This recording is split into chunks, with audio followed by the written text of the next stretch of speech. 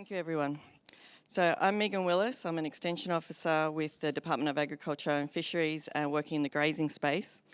First, I'd like to pay my respects to the traditional owners of the land that we are on.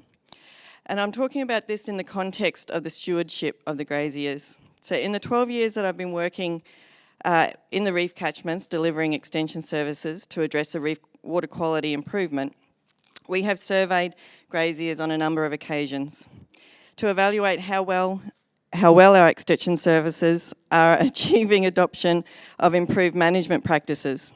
And as the role of extension has moved from a technology transfer to a more complex requirement of on-ground change, we have recognised that we've had to shift from what graziers are actually doing to what it is that's influencing their decision making. So the research question of the evaluation of the 2017 to 2022 project phase centred on what impact DAF extension is having and what is working well, but in the context of themes derived from previous evaluation reports to determine how DAF can continue to improve the delivery of extension in a dynamic environment. This process of evolving evaluation, to ensure the grazier is at the centre of delivering extension services and has a level of personal engagement and accountability is vital to achieve real on-ground change.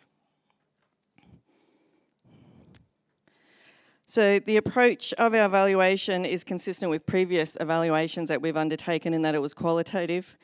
These questions were designed based on the reported findings from previous evaluation, but particularly a 2019 longitudinal survey that we did. As Jerry Roberts from GR Consulting, who I did this work with, undertook semi-structured interviews to draw out key information from 80 graziers who had participated in two or more extension activities in the time of the project. And then grounded theory was used to identify the common themes. So there were many key findings from the evaluation, including the significance of the whole system that's involved in creating change. But what's most relevant that I focused on for today's forum is that, as has been stated several times today, is that the greatest impact occurs where there are relationships in place.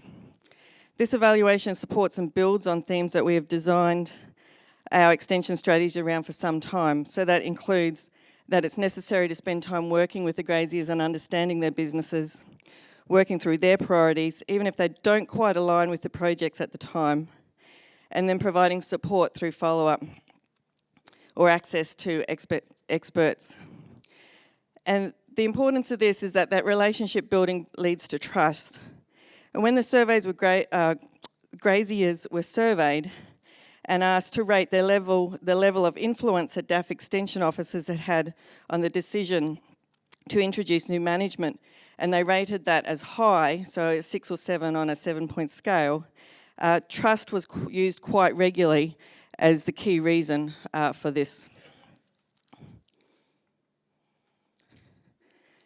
So working with graziers to develop strong working relationships that achieve the level of trust required to influence the adoption of new practices takes time.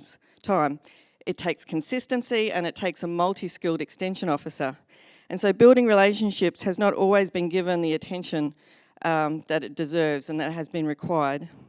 So by developing evidence through evaluation of how relationship building and trust could potentially accelerate adoption, this provides us with the opportunity to have processes that focus on developing relationships with the graziers that we are not working with. It highlights the challenges of staff turnover.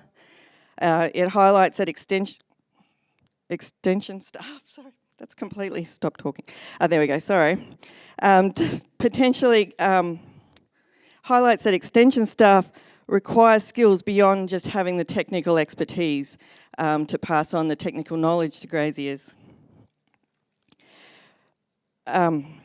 So going forward, a priority is to design our extension around building staff capacity so that we can have the skills to develop those relationships with the graziers, which in those key things like understanding the grazier's business, understanding their priorities, and then for identifying that alignment of their priorities to reef water quality outcomes, and then having those processes in place.